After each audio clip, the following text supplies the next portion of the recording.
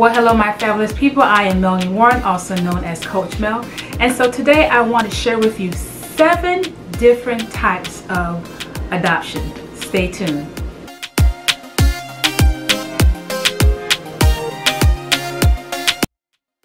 So thank you for joining me, my fabulous people, to find out 7 different types of adoption. And so make sure you follow me on all my social media platforms. Make sure you go ahead and subscribe. Click that bell button so you know when I upload videos every week. So on my channel, I share things as it relates to fertility, adoption, and everything else in between. So let's dive into this. So the first type of adoption, you have what is called a domestic adoption. And domestic adoption is when you are adopting a child from the United States. That's it. But domestic the adoption is also divided into several different parts. So another type of domestic adoption, you have what is called a adoption agency, where you're working with an adoption agency. They have identified a child that matched the criteria, the different profile. There's a mother that's most likely chosen you to be the parents of that child, and then they make a connection. So that is called an adoption with an agency. And then number 2, you have a private or independent adoption. With a private and independent adoption, you are working with sometimes with just an attorney, or you may be working directly with a family that has a child that wants to put the child up for adoption. You may even know each other, or maybe you even put in an article or some type of advertisement saying that you're interested in adopting a child, and then there's a connection. Then there's an attorney that does all the formal work and the process for that. So that is usually a private and independent adoption. So that's not working with any agency. And then you have, as part of the domestic, number 3, you have foster care, foster to adopt, where a child has been in the foster care system and now that child is available to adopt because the parents'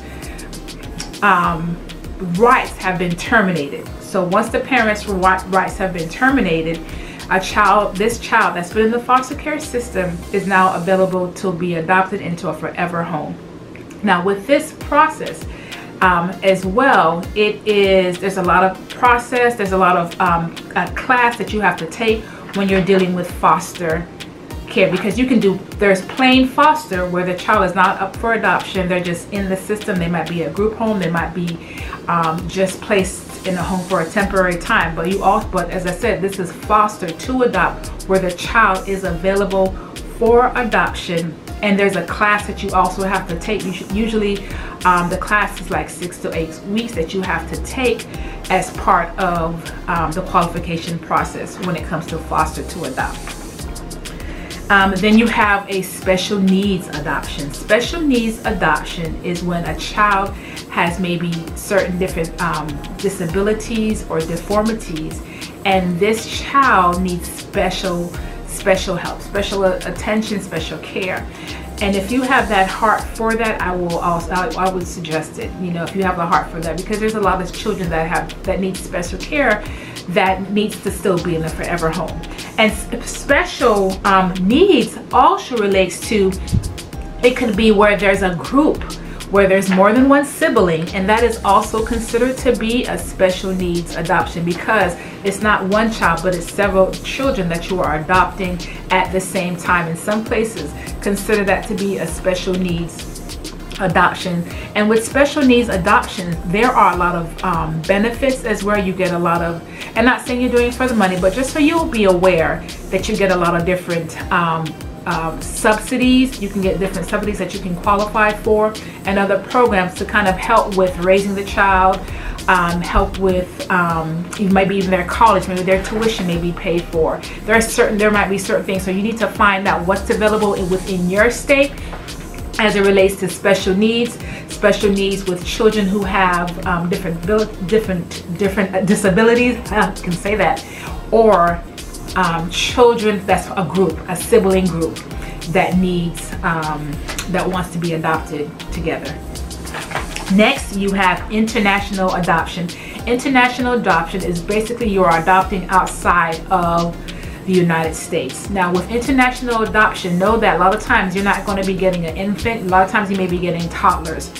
By this time, the child has been in an orphanage for a few years or so, and the parents are not known, so there's not going to be any relationship with the parents whatsoever, but the child is within the outside of the United States. So you have that option.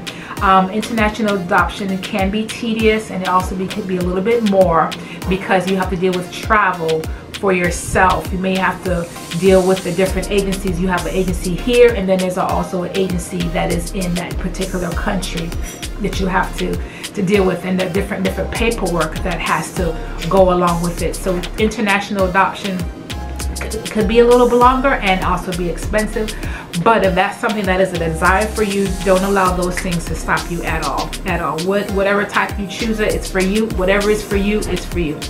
Okay, and so oh, the other thing I forgot to show you as far as private adoption, usually that's also part of the infant adoption. So if you're wanting a child straight from the hospital, that will be the best case to do, will be private or with an agency adoption if you're looking to have a child straight from the hospital. Next, you have transracial adoption. That means that the child is of a different race. So you can have a child that may be white and the mother may be black, or a child may be the mother may be white or the child may be black. That is transracial adoption, which is just as beautiful. It really, really is. So you have that if you're open to that type of adoption. And usually for transracial adoption, you're sometimes, if you are a different race, you may sometimes be able to be matched with a child sooner if you're not looking for a child that's particularly a race, whether it's a white mom family and a black child, you may be able to match with a child faster, or vice versa. So if you're or Hispanic and you're of a different culture, then the child, you may be matched sooner. So that's something for you to think about as it relates to transracial adoption. And then you have, which this is such an amazing time to be alive, you have embryo adoption.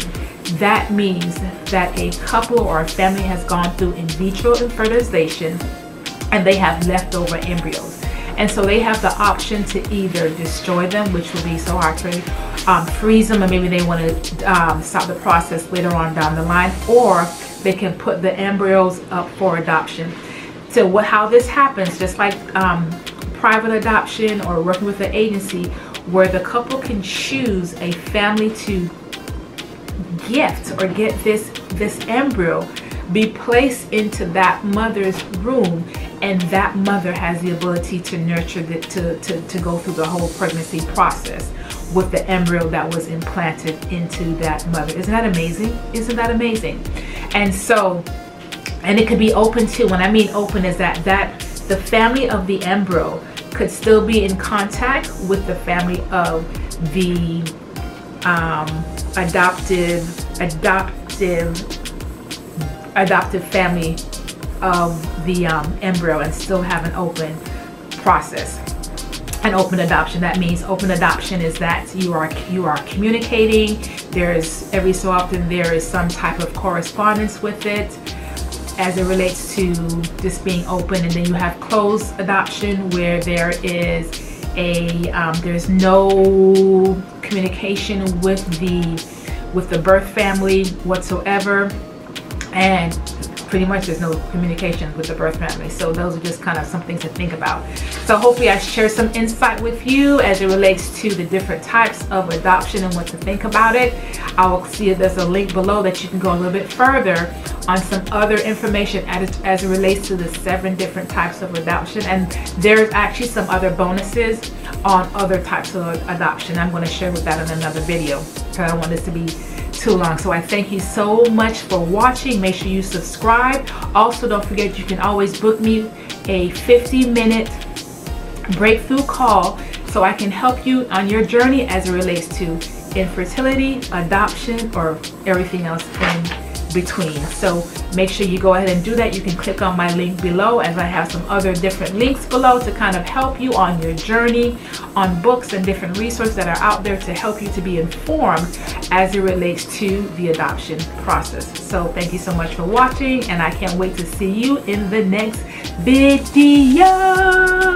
Don't forget to subscribe. Bye, my fabulous people.